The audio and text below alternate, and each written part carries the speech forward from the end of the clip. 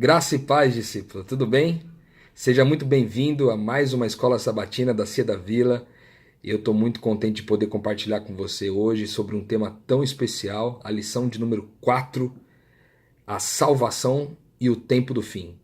Gostei muito da correlação que o autor da lição aí pressupôs a respeito da salvação e o tempo do fim, porque na verdade o que ele quer dizer é que qual é a relação entre a salvação e esses últimos dias, né? E ele apresentou de maneira esplêndida, na minha opinião, uma subdivisão desse tema em 5 assuntos, sendo que ele trata primeiro o amor do Pai por nós, segundo o amor do Filho por nós, terceiro o amor do Espírito por nós, o quarto a certeza da salvação no tempo do fim e por último a pregação e a manifestação desse evangelho eterno. Nós vamos falar sobre um pouquinho de cada uma dessas coisas. Eu queria começar dizendo que eu gostei muito dele ter separado inicialmente para falar a respeito do amor do Pai. Alguns de vocês que me conhecem sabem o quanto eu amo falar de identidade, e identidade na verdade começa na relação que nós temos com Deus, sabendo que Ele é o nosso Pai e nós somos os seus filhos. Esse Deus, a lição traz que Ele nos amou tanto, mas não nos amou de tal maneira que, se a gente for lá em João 3,16, ele vai falar que Ele amou a gente tanto que Ele repartiu com a gente aquilo que Ele tinha de único. Você imagina que Deus é um Deus de abundância, um Deus que tem tudo em grande quantidade, mas tinha uma coisa que Deus tinha de único, e isso que Ele tinha de único Ele repartiu comigo e com você para que a gente pudesse ter salvação. Então, olhar para Deus e saber que uma manifestação do amor de Deus é que Ele nos amou como um pai e repartiu com a gente o que tinha de único, isso é muito sensacional para mim. Me fez lembrar também do meu pai, que certa vez, ninguém é gordinho à toa, né? Eu sou gordinho porque eu gosto de comer. E o meu pai, certa vez, eu lembro que a gente foi trabalhar, fazer um trabalho juntos e tal, e a gente tinha comprado uma marmita para cada um, e a marmita veio bem recheada assim, só que tinha só um pouquinho de mistura na minha, e na dele veio bastante mistura assim. E aí a gente começou a comer e tal, e eu comi rápido a minha mistura, como sempre. Terminei a minha marmita ali bem rapidamente. E aí depois meu pai comeu toda a parte ali do arroz, do feijão, da farofa, e no final sobrou ali a mistura, um pedaço de frango grande. E meu pai, vendo ali meu anseio pelo pedaço de frango, abriu mão daquele pedaço de frango e repartiu esse pedaço de frango comigo.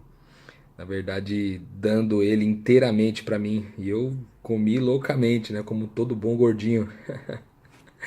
O fato é que meu pai repartiu o último pedaço de frango, talvez o único pedaço de frango daquele dia, e ficou comendo só arroz com feijão. Isso me fez lembrar, é lógico que estamos falando de uma coisa totalmente trivial, né?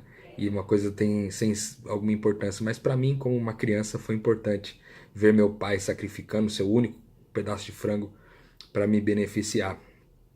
Hoje meu pai, já falecido, é seguramente a minha principal referência de quem Deus de quem Cristo é, como um servo mesmo, alguém que está disposto a dar a vida pelos seus irmãos, dar a vida no caso pelo seu filho e pelos seus irmãos. Eu gosto muito de pensar que Deus me ama desse jeito, me ama ao ponto de repartir aquilo que Ele tem de único comigo, né? Como um pai mesmo, como um pai que traduz não somente para a minha vida aquilo que eu preciso, mas também coloca dentro de mim o seu DNA espiritual e me permite participar de quem Ele é no mundo. É sensacional isso para mim. A lição trata, no segundo tema, a respeito do amor de Jesus por nós, né? Da mesma forma que Deus nos amou tanto, que Ele foi capaz de repartir o que Ele tinha de único com a gente. O Filho nos amou tanto que Ele foi capaz de dar a sua própria vida em nosso favor. Ele talvez corresse o risco de, ao morrer, não ressuscitar, e não ressuscitar significaria no final da sua existência. Mas Ele escolhe naturalmente ir até o fim, e o texto ali de Isaías 53, se eu não me engano, ou Isaías 58, eu não tenho bem certeza, acho que é Isaías 58, fala um pouco sobre isso, né, do Deus, né, que encarna no homem para ir como uma ovelha, como uma ovelha para ser tosquiada ali, para ser morta. Ele passa por todo aquele processo em silêncio, né? e não reclama de nada, ele na verdade doa a sua vida livremente. O texto bíblico diz que ninguém o matou, mas ele mesmo doou a sua própria vida em nosso favor. E isso faz muito sentido, porque são duas manifestações de amor de Deus para com a gente. A manifestação de Deus Pai, repartindo o que ele tinha de único, e a manifestação de Deus Filho, dando sua própria vida em nosso favor. Por último, o Espírito Santo, que nos foi enviado e cumpriu um papel significativo, e vem cumprindo, na verdade, um papel significativo, que é cuidar de nós, eventualmente. Que, na verdade, nos consola, nos educa, nos incentiva, esquadrinha os desejos, as intenções e as motivações do nosso coração. E isso é seguramente a terceira manifestação de quem Deus é e como Ele nos ama nesse mundo. Por que eu achei esplêndido ali a forma como a lição organizou as ideias dessa lição de número 4? Porque antes de falar de salvação, ele trouxe seguramente que Deus nos ama de pelo menos 3 formas muito profundas. A primeira é repartindo o que a gente tem, o que Deus tem. Deus nos ama repartindo o que Ele tem de único com a gente. Segundo, nos ama em Cristo, dando sua própria vida em nosso favor. Terceiro, Ele nos ama através do Espírito Santo, que foi enviado para cuidar de nós, para nos consolar e estar conosco até aquele último dia, quando Jesus voltar e a gente poder conviver na presença dos 3, né, dessa relação de Deus, assim, Deus Pai, Deus Filho e Deus Espírito Santo. Na sequência ele fala um pouco sobre a certeza da salvação, e é engraçado porque ele faz uma certa crítica a respeito do assunto. Ele diz que, em geral, muitos adventistas do sétimo dia, talvez pela forma com que foram educados nos últimos anos, nas últimas décadas, não se sentem seguros da salvação, e quando são perguntados a respeito de se são salvos ou não, se eles se sentem salvos ou não, a resposta quase sempre é negativa. Mesmo com tanto esforço, mesmo fazendo vários esforços religiosos, não conseguem se sentir salvos. E isso é algo muito ruim para o cristão, e na verdade, algo que não fará parte do tempo do fim. Essa incerteza da salvação não fará parte do tempo do fim para aqueles que são eleitos. Muito pelo contrário, o texto vem dizendo para a gente que essa certeza da salvação é uma manifestação do tempo do fim. E por que é uma manifestação do tempo do fim? Porque as pessoas que viverão nesse tempo do fim terão descoberto o quanto são amadas por Deus, o quanto foram amadas por Cristo e o quanto foram amadas pelo Espírito Santo.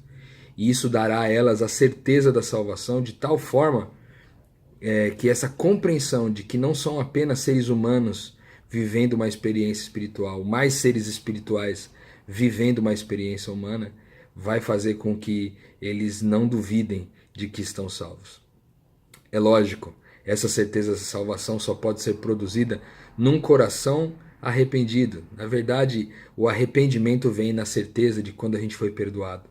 Quando a gente foi perdoado, quando a gente entendeu o quanto perdoados fomos, esse arrependimento produzido em nós vai nos levar naturalmente a viver como pessoas salvas.